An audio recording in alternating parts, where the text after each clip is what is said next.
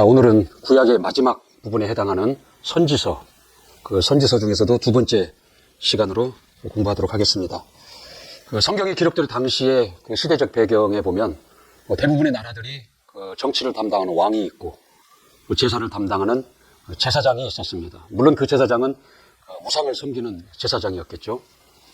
그런데 이스라엘은 이 왕과 하나님을 섬기는 제사장 외에 그 선지자가 있었습니다. 하나님이 그 선택해서 세우신 선지자가 있었습니다.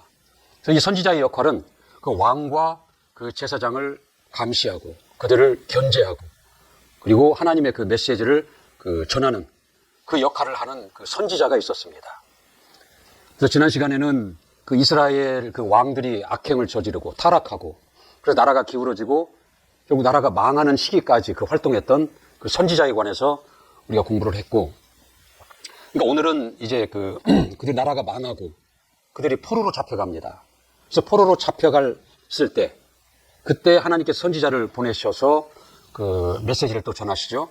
그래서 그 포로 기간 중에 활동한 그 선지자와 이제 그들이 다시 이제 고국으로 돌아와서 고향에 돌아와서 이제 다시 성전을 건축하고 왕궁을 성전 건축을 성벽을 새로 세우는 그 당시에 활동했던 그 선지자에 대해서 오늘 공부를 그렇게 하도록 하겠습니다.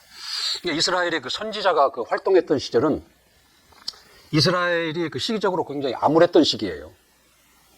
선지자가 그리고 더 강력했던 능력 있는 선지자가 등장할 시기는 더 어두웠던 시절입니다. 그러니까 지금 이 선지자들이 활동한 지금 이제 포로기로 잡혀가기 전, 그다음에 포로로 잡혀가고 포로로 잡혀가다 다시 돌아오지만 이스라엘 역사를 볼 때 굉장히 암울했던 시기에 이 선지자들이 활동했다라는 거죠. 첫 번째로 오늘은 그 선지자의 그 지난 시간에 이어서 두 번째로 이제 포로기로 그 잡혀갈 당시 포로기 중에서 활동했던 그 선지자들의 그 이야기를 보도록 하겠습니다. 그래서 에스겔, 다니엘, 그다음에 오바댜를 공부를 하겠습니다. 먼저 에스겔을 보면은 그 다른 선지서들과 마찬가지로 하나님의 심판과 하나님의 위로 크게 그렇게 구성되어 있어요. 우리는 선지서를 보면서 하나님은 왜 자신의 백성을 이렇게 심판하시고 또 그들을 위로하시고 계속 이러한 일을 반복하실까? 의문이 든다라는 거죠. 왜 그러실까? 하나님이 자신이 택하시고 자신이 세우신 백성을 왜 심판을 하고 왜 또 회복을 시키시고 그들에게 희망과 소망을 주냐라는 거죠. 이건 뭐냐면 그 하나님의 그 거룩한 그 이름을 나타내기 위하심입니다. 하나님의 거룩한 이름을 위하심이다라는 거죠. 우리 에스겔서 36장 한번 보십시다. 에스겔서 36장 19절 23절. 에스겔서 36장 19절부터 20절 23절까지 보겠습니다. 구약성경 1207쪽이네요. 19절 시작. 그들을 그 행위대로 심판하여 각국에 흩으며 열방에 해쳤더니 그들의 이른바 그 열국에서 내 거룩한 이름이 그들로 인하여 더러워졌나니 곧 사람들이 그들을 가리켜 이르기를 이들은 여호와의 백성이라도 여호와의 땅에서 떠난 자라 하였음이니라. 그러나 이스라엘 족속들이 들어간 그 열국에서 더럽힌 내 거룩한 이름을 내가 아꼈노라. 그러므로 너는 이스라엘 족속에 이르기를 주 여호와의 말씀에 이스라엘 족속아 내가 이렇게 행함은 너희를 위함이 아니요 너희가 들어간 그 열국에서 더럽힌 나의 거룩한 이름을 위함이라. 나의 거룩한 이름을 위함이라. 이렇게 말씀을 하고 있다는 거죠. 출애굽기 8장 1절에도 보면은 이제 하나님께서 모세를 통해서 애굽에서 그걸 구해내시잖아요. 그러니까 모세에게 하나님이 명하십니다. 너는 가서 바로 왕에게 말해라. 내 백성을 보내라. 그들이 나를 섬길 것이니라. 나를 섬길 것이니라. 이렇게 얘기하라고 합니다. 그리고 우리가 시편 23편 그 3절에도 보면은 하나님은 자기 이름을 위하여 우리를 의의 길로 인도하시는도다. 그러죠? 주님이 가르쳐 주신 기도에도 보면은 하늘에 계신 우리 아버지여 이름이 거룩히 여김을 받으시오며 그렇게 가르쳐 주셨다라는 거죠. 그러니까 우리의 신앙이, 우리는 보통 그래요. 나에 의한, 나를 위한 신앙생활을 한다는 거죠. 근데 우리가 이 성경을 보면 그 태도를 바꾸기를 원하시는 거예요. 하나님에 의한, 하나님을 위한 그 신앙생활로 바뀌기를 원하신다라는 거죠. 이렇게 얘기를 하면 오해를 합니다. 그럼 하나님은 극히 이기적이시다. 그래서 당신만을, 내 형편과 무관하게 당신만을 섬기도록 하시는 굉장히 이기적인 하나님이시다.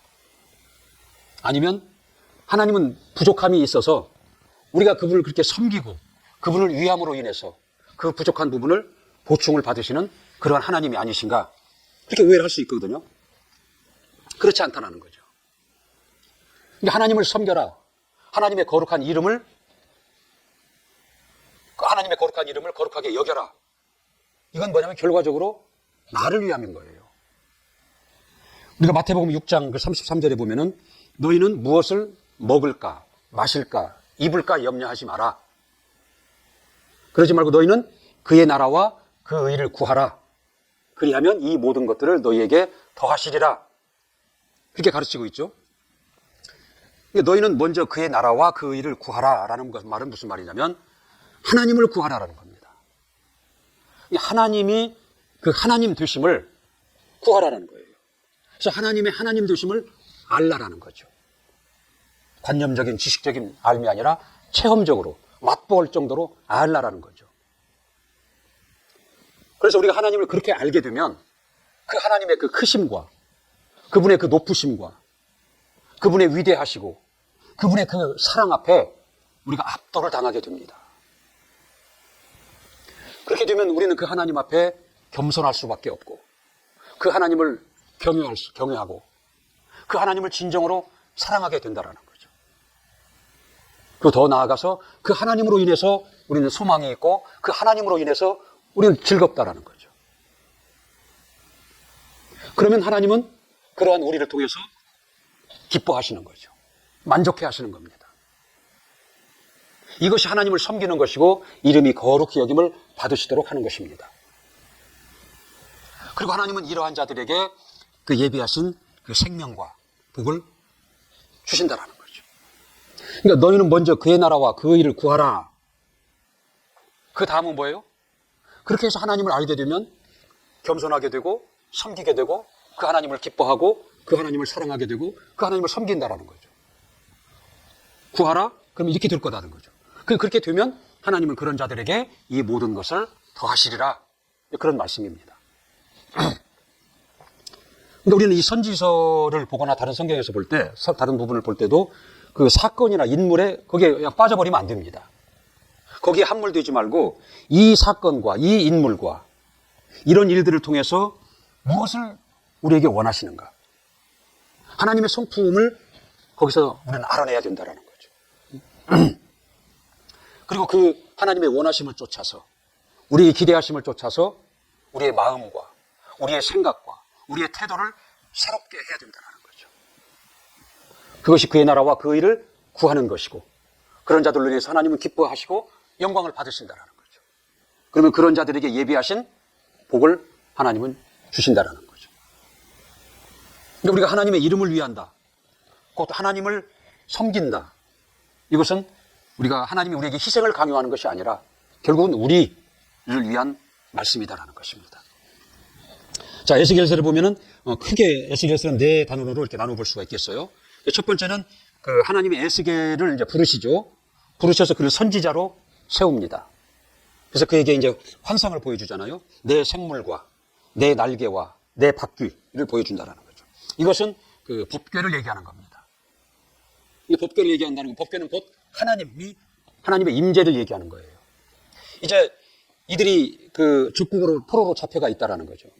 그래서 하나님이 그들을 떠난 것이 아니라 하나님이 아직도 너희들과 함께 하고 계신다라는 것을 환상으로 에스겔 선지자에게 이제 보여주는 겁니다. 그래서 그것을 백성들에게 전할 수 있도록 하신다라는 거죠. 그 다음에 두 번째 부분을 보면은 그 유다, 포로로 잡혀간 유다죠. 그들에게 임할 심판을 이제 보여준 거예요. 에스겔에게 보여준 게 뭐냐면 그 예루살렘 성전 안에 우상이 가득하고 우상을 숭배하는 것을 보여준다는 거죠. 그리고 하나님의 영이 그 성전을 떠나가는 것을 보여줍니다. 근데 성전에서 하나님이 떠나가면 그건 하나의 그냥 건물이고 하나의 물리적인 그냥 물체에 불과하다라는 거죠. 하나님이 계실 때 그게 성전이 되고 성전의 의미가 있는 것이지 하나님을 떠나면 아무 의미가 없는 거예요. 하나의 그냥 물체라는 거죠. 그래서 그들이 세운 그 성전에서 하나님이 떠나가는 것을 하나님의 영이 떠나가는 걸 환상으로 보여주고 그들에게 임할 심판을 보여주신다는 거죠. 그 다음에 이제 그 세 번째 단락에 가면은 그 주변, 그 유다.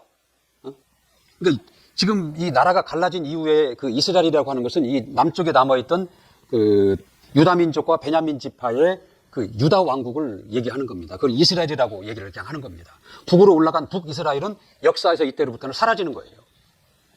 그러니까 우리가 유다라고 얘기했다가 또 이스라엘이라고 얘기했다고 지금 얘기하는데 결국 남쪽에 남아있던 남유다 왕국. 유다 지파와 베냐민 지파 두 지파가 남아 있었잖아요. 거기를 지칭하는 겁니다. 그래서 혼돈하지 마시고 그렇게 알아들으시면 됩니다. 그래서 이제 이웃 나라들, 그 유다에게 그들의 우상을 숭배함으로 인해서 하나님의 영이 떠나버렸다라는 거죠. 그리고 그들에게 하나님의 심판이 임한 것을 보고 주변 나라들은 굉장히 쾌재를 부르는 거예요. 좋아하는 거예요. 그러니까 그 주변 나라들을 보면은 뭐 암몬이나 뭐 모압이나 에돔이나 블레셋, 두로, 시로, 시돈 이와 같은 나라들이 그 주변을 둘러싸고 있다라는 거죠. 그래서 하나님의 백성이라고 하는 자들이 하나님의 심판을 받음으로 인해서 나라가 망하고 그 백성들이 포로로 잡혀간 것을 보고 이런 주변의 나라들은 그걸 보고 오히려 즐거워했다라는 거죠. 그런데 하나님은 다음은 너희들 차례다. 를 이 에스겔 선지자를 통해서 이제 말씀을 하는 겁니다. 그 중에서 특히 그 두로 왕에 대해서 많이 할애가 되어 있는데 이건 그 사단이 하나님 앞에 그 타락하는 양상과 똑같아요. 타락의 양상이. 그래서 그 에스겔서 28장 17절, 18절을 한번 이렇게 읽어보시면 그 사단이 타락하는 양상과 이 두로 왕의 타락의 양상이 똑같은 거예요. 그래서 사단이 타락하는 양상을 우리가 설명할 때 이 두로 왕을 얘기를 합니다. 에스겔서 28장 17절, 18절을 읽어서 사단이 이렇게 타락을 했다라고 설명을 하죠.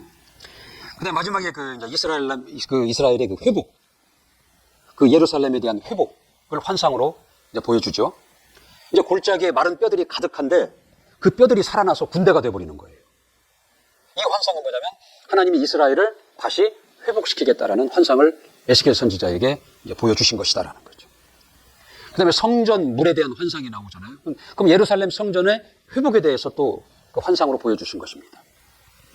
이게 성전에서 물이 흘러 스며 나오는데 처음에는 발목까지, 그 다음에 무릎까지, 그 다음에 허리까지, 그 다음에 헤엄치기까지 물이 차 올라옵니다. 그리고 결국에는 바다에 이른다라는 거죠. 그리고 이 물이 가는 곳마다 어떻게 돼요?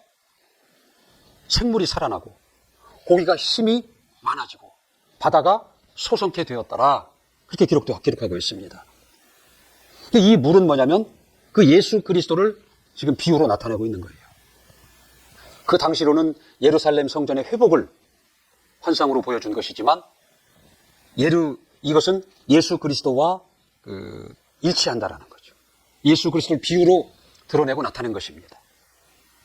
그러니까 요한복음에 보면은 예수께서 내가 성전이라 그렇게 말씀하시잖아요. 그리고 나를 믿는 자는 그 배에서 생수의 강이 흘러나리라 그렇게 말씀을 하십니다. 그러니까 우리가 예수를 믿으면 그 예수로부터 흘러나오는 생수의 강이 우리 안에 흘러 들어온다는 거죠. 그래서 내 영혼이 소생케 됩니다. 회복이 일어난다는 거죠. 그래서 내가 변화가 일어나는 것입니다.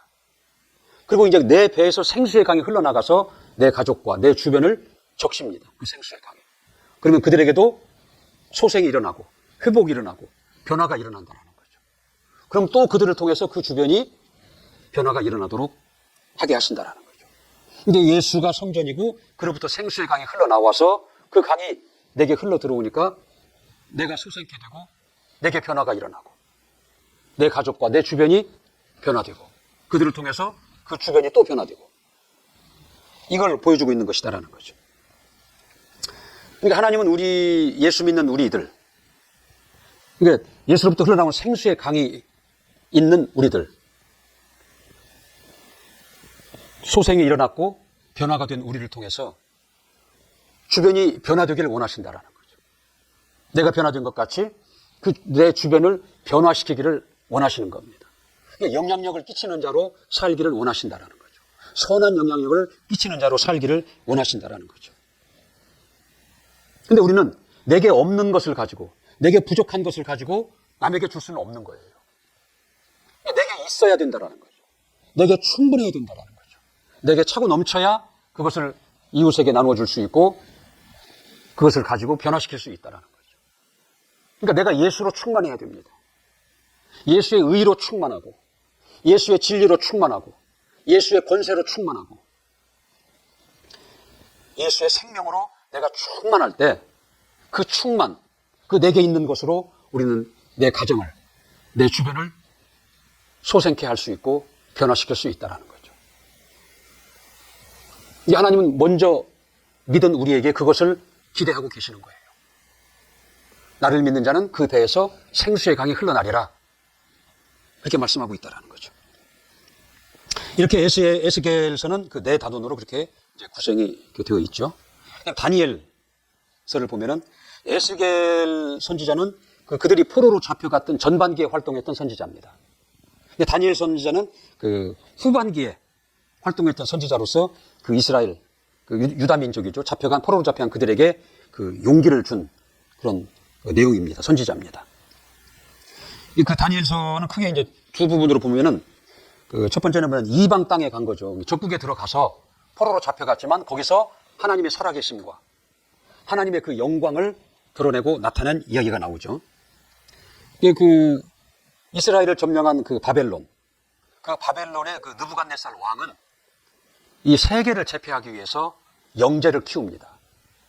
다니엘과 그 친구들은 거기에 뽑힌 자들이에요. 그래서 그들은 영제 교육을 시키기 위해서 그들을 뽑아갔다는 거죠. 그리고 최고의 것으로 먹게 하고 최고의 교육을 그들에게 시키는 겁니다. 근데 다니엘과 그 친구들은 뭐래요? 왕의 진미와 포도주를 먹고 자신을 더럽히지 않으려고 한다는 거죠. 그래서 그들을 그 관리하는 감독자에게 얘기를 합니다. 우리는 왕의 진미와 포도주를 먹지 않겠다. 대신 채소와 우리는 물을 먹겠다.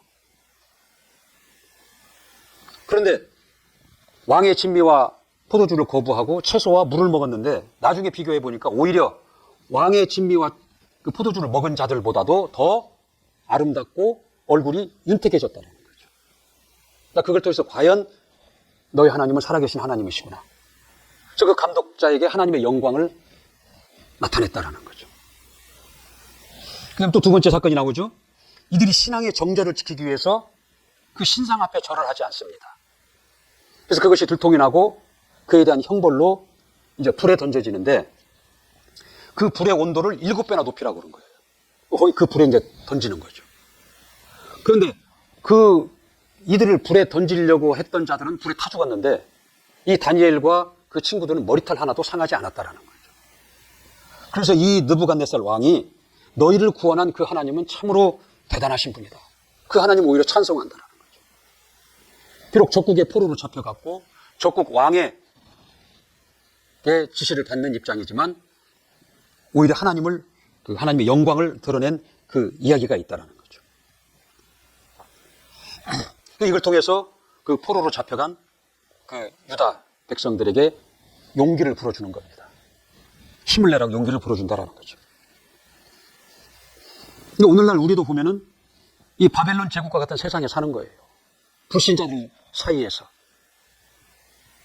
마귀 사망 권세가 지배하는 이 세상에서 우리가 살고 있다는 거죠. 그래서 하나님은 거기에 동화되고 그들의 영향력을 받을 것이 아니라 하나님의 영광을, 하나님의 사심을 드러내고 나타내기를 원하신다는 거죠. 오히려 그들에게 영향력을 끼치는 삶을 살기를 우리에게 기대하시는 겁니다.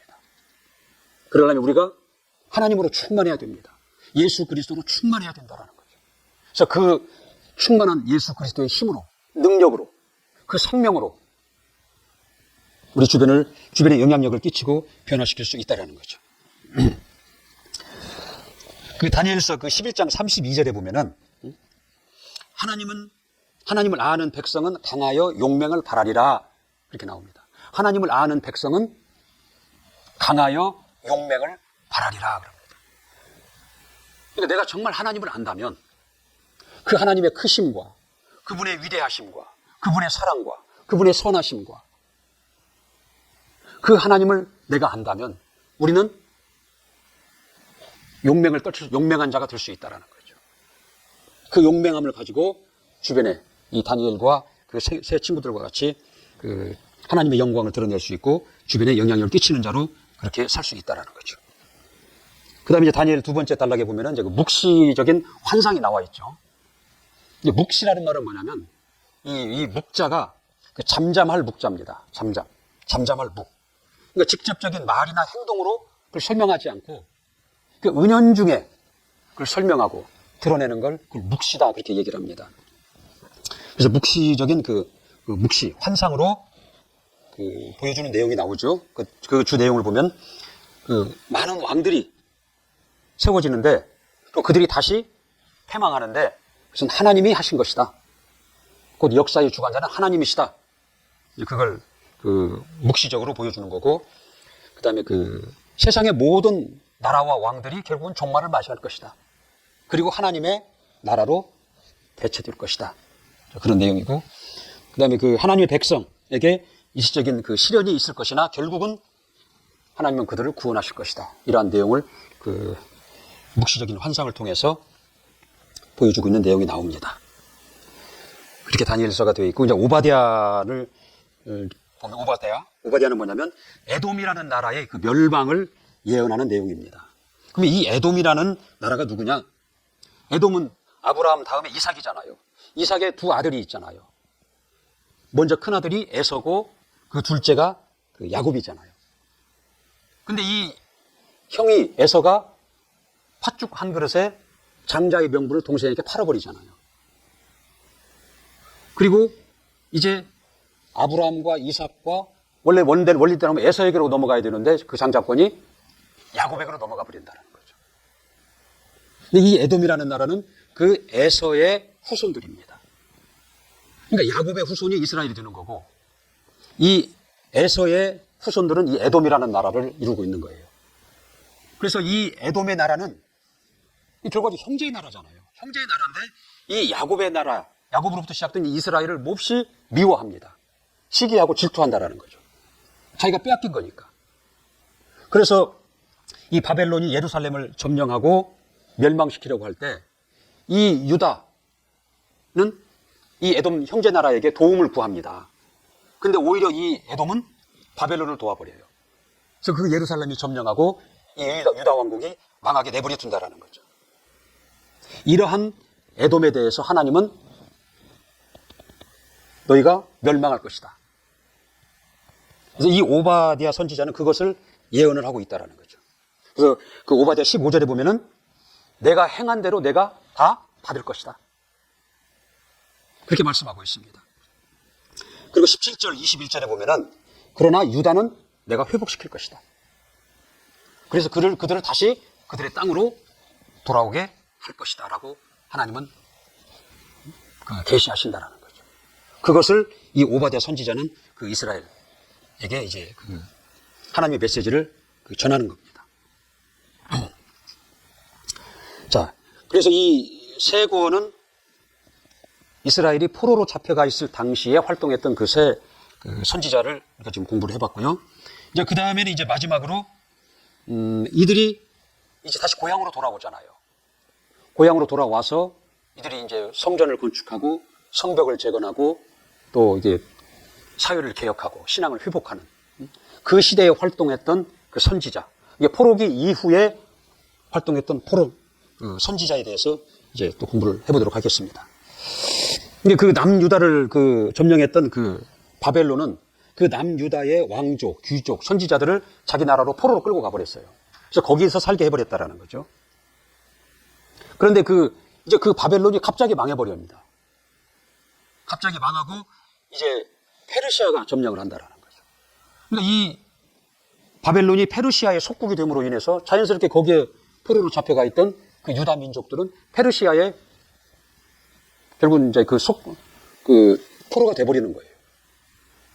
근데 이 페르시아의 고레스 왕이라는 사람은 이제 하나님이 그를 움직이셔서 이 포로로 잡혀온 이스라엘을 고향으로 돌아가게 합니다.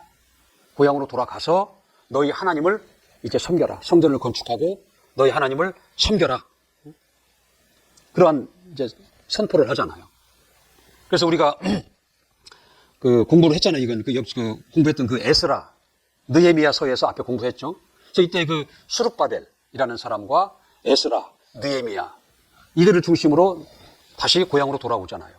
고향으로 돌아와서 그들이 성전을 건축하고 성벽을 재건하고 그들의 신앙을 회복하고 그 사회를 개혁한 이야기가 우리가 에스라하고 느헤미야에서 공부를 했습니다. 그 당시에 활동했던 그 선지자들이 포로기 이후의 선지자들입니다. 그래서 학개 선지자, 스가랴 선지자, 요엘 선지자, 말라기 선지자 이들입니다. 그래서 학개 선지자를 보면은 스룹바벨과 그 제사장인 그 예수아에 의해서 이제 고향으로 돌아오잖아요. 고향으로 돌아와서 그게 성벽을 건축하는데 방해를 받잖아요. 방해 때문에 성벽 건축하기를 중단을 해버립니다. 그리고는 자기들이 살 집을 잘 짓고 잘 사는 거예요. 그래서 이것을 학개 선지자를 통해서 책망을 하십니다. 하나님은.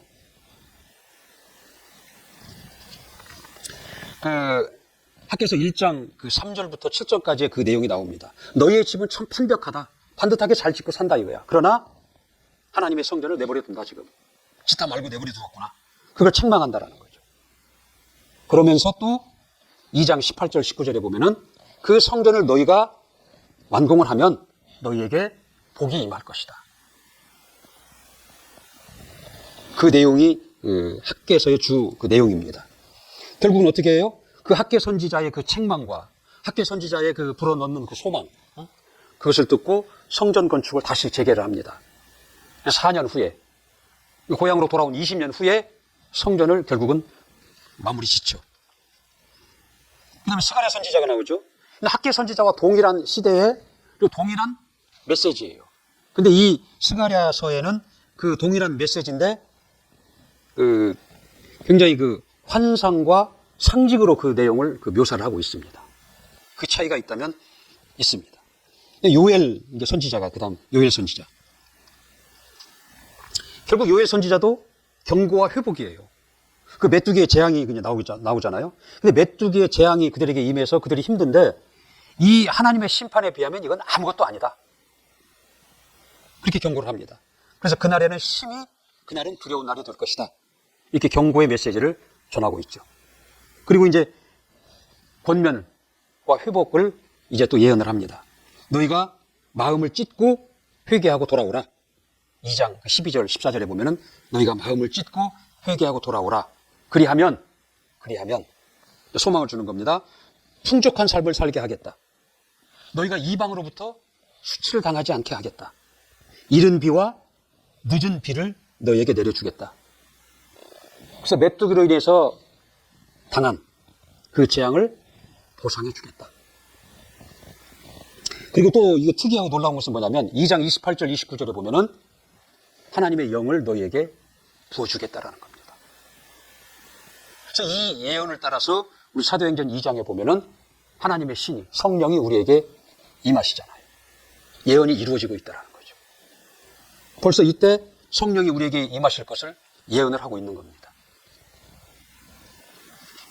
그리고 이 요엘서는 이 구주로 오실 예수 그리스도를 또 나타내고 있어요. 2장 32절에 보면 누구든지 여호와의 이름을 부르는 자는 구원을 얻으리라. 그렇게 얘기를 합니다. 근데 신약에 와서 로마서 10장 13절에 뭐라 그래요? 누구든지 예수 이름을 부르는 자는 구원을 얻으리라. 그러잖아요. 그 예언이 성취가 되고 있다는 거죠.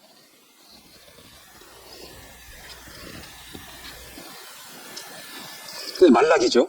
이제 말라기는 성경의 순서대로 맨 마지막입니다. 그 시간적으로도 구약의 마지막 선지자예요. 이 당시에 그 말라기 선지자가 활동했던 당시 상황을 보면은 이 학개의 선지자와 스가랴 선지자의 그 권면, 경고, 그들의 소망을 듣고 분발해서 성전을 완공을 다 이루죠. 그런데 그 선지자들이 예언한 대로 그들에게 눈에 보이는 복이 임하지 않는 거예요. 성전을 완공하면 강력한 그 메시아가 나타나서 이 페르시아의 속국으로부터 우리를 구원하실 것이다라는 기대가 있었어요.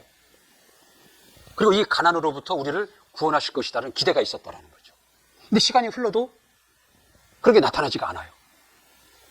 그러면서 이들의 신앙이 자꾸 식어갑니다, 이제. 그 하나님의 은혜와 그 하나님의 사랑에 대한 감격이 이제 시들어가기 시작한다라는 거죠. 이들의 신앙은 이제 매너리즘에 빠지는 겁니다. 식어가는 거예요. 이때 이제 등장해서 그 이스라엘에게 메시지를 전하는 선지자가 이제 말라기 선지자입니다. 말라기 선지자가 전하는 그 메시지는 뭐냐면, 너희가 지금 그런 상태에 있는 것은 뭐냐면 하나님의 약속을 어기신 것이 아니다. 하나님이 너희를 떠난 것이 아니다. 너희가 불순종하기 때문이다 라는 것을 먼저 경고를 합니다. 그래서 말라기 1장 1절에 보면은 여호와께서 말라기로 이스라엘에게 말씀하신 경고라, 그렇게 시작을 합니다. 왜 너희가 그런 형편에 있는 것인가를 이제 경고하고 있다는 거죠. 그러니까 이스라엘과 그 하나님과의 그 대화 형식을 통해서 이들을 깨닫게 하고 이들을 설득하려고 한다는 거죠. 그러나 이들은 오히려 하나님을 반항합니다. 어떻게 하냐면 이들의 반응이 뭐예요?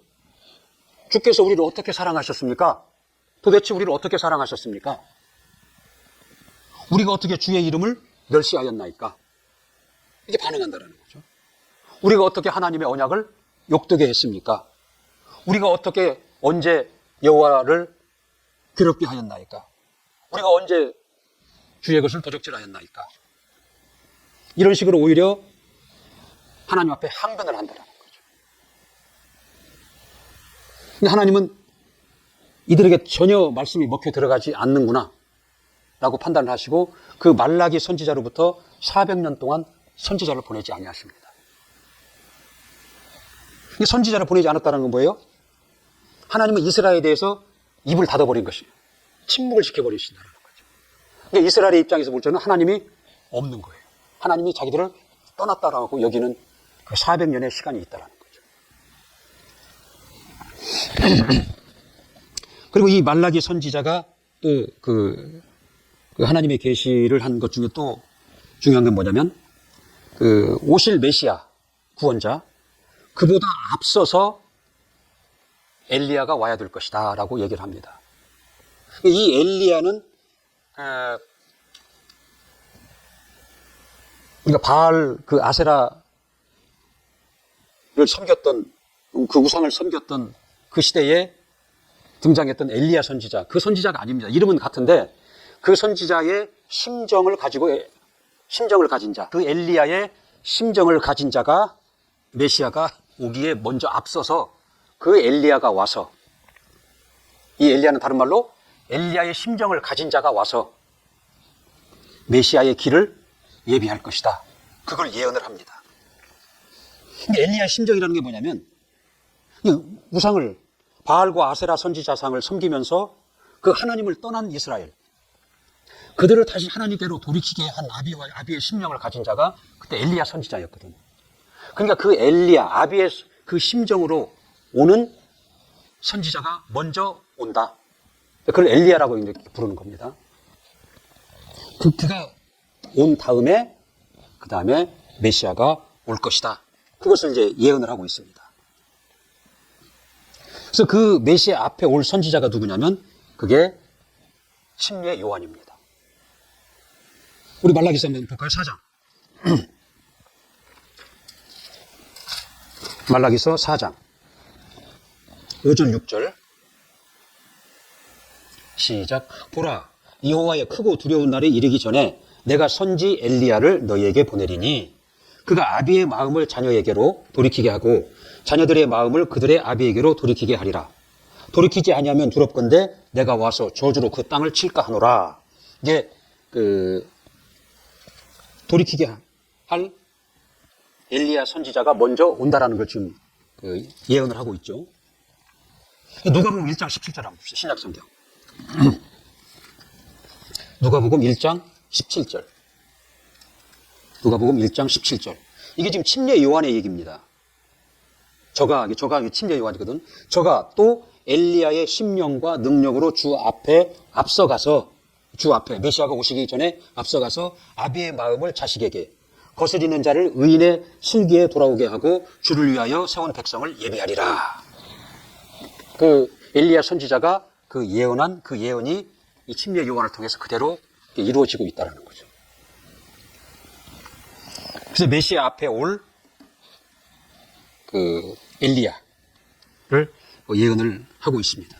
그래서 엘리야는 침례 요한을 말하는 것이고, 침례 요한은 아까 누가복음에서 본 것 같이 예수 그리스도가 오시기 전에 6개월 전에 태어납니다. 6개월 전에 먼저 태어나서 예수가 오시는 길을 예비한 자거든요. 이렇게 말라기서는 앞으로 오실 메시아를 예언을 한다라는 거죠. 그러면서 이 신약과 구약의 를 연결해주는 다리 역할을 하는 선지자가 이 말라기 선지자. 책으로 말하면 말라기서. 그렇게 보면 되겠습니다. 자, 우리가 지금까지 이런 선지서를 봤는데, 이게 하나님의 말씀, 하나님의 계시를 선지자를 통해서 계속 이스라엘의 왕들에게, 그들의 백성들에게 하시잖아요. 말씀을 하시는 것이 뭐냐면, 이게 말씀은 뭐냐면 하나의 거울이에요. 거울이고 빛이다라는 거죠. 비추는 빛. 이게 말씀이라는 거울 앞에 이스라엘을 자꾸 자신들을 보게 하는 거예요. 말씀의 빛을 비추어서 그들 안에 감추인 것들을 자꾸 드러나게 한다는 거죠. 그래서 그들로 하여금 깨닫게 하는 겁니다. 깨닫게 하고 회개케 하는 거예요. 회개하고 돌이키게 한다는 거예요. 그러면 그들에게 회복, 복을 주시겠다라는 이런 내용이다라는 거죠. 그러니까 오늘날 우리도 항상 하나님의 말씀이 우리를 비치는 거울이 되고 우리에게 빛이 되어야 된다는 거죠. 그래서 그 말씀을 우리가 받을 때, 말씀을 보거나 듣거나 그 말씀을 받을 때 나를 자꾸 깨달아야 된다는 거죠. 그 말씀이라는 거울 앞에 나를 보아야 된다는 거죠. 하나님의 입장에서. 그 말씀의 빛이 나를 비춤으로 인해서 내 안에 숨겨진 것들이 드러나야 된다는 거죠. 이게 말씀의 역할입니다.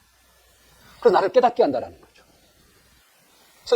그래서 그 말씀 앞에 잘못된 나를 보고 감춰졌던 나를 드러내놓고 회개하고 이게 거기서 돌이키는 거예요.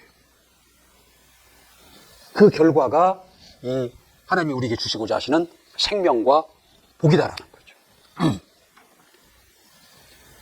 그래서 우리는 항상 이 하나님의 말씀을 가까이 해야 된다는 거죠. 하나님의 말씀을 구하고 그 말씀을 가까이 하고. 이 말씀이 없으면 거울이 없는 거고 빛이 없는 거예요. 그럼 나를 볼 수가 없는 겁니다. 내가 죄인이면서도 내가 악을 해가고 있으면서도 그것이 악인지도 죄인지도 모르게 되는 거고 무뎌가는 거예요. 무뎌지고. 나를 비추는 빛이 없으니까 내 안에 숨겨진 것들이 드러나지가 않는 것이다라는 거죠. 그래서 구약의 성막에 보면은 물두멍이라는 번제단을 지나서 제사장이 들어갈 때 물두멍이라는 곳에 손을 씻고 들어가거든요.